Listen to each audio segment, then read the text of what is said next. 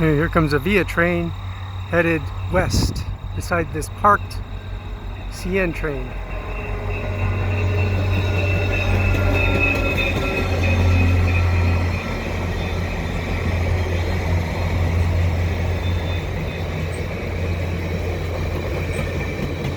It's even got two Bud cars on it.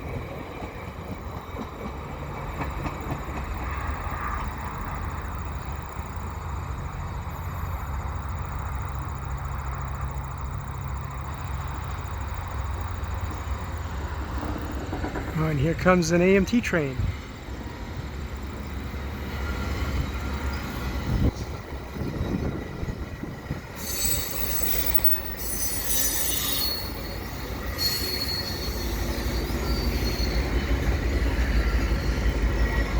With an F40PH-2 pushing it. Still in the AMT colors too.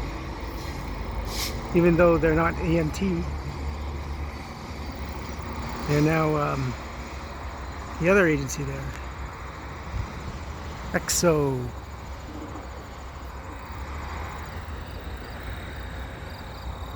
And the CN train is still parked there, waiting to go into the yard. So if you like what I do, please subscribe to Cool Trains in Montreal. Have a good day.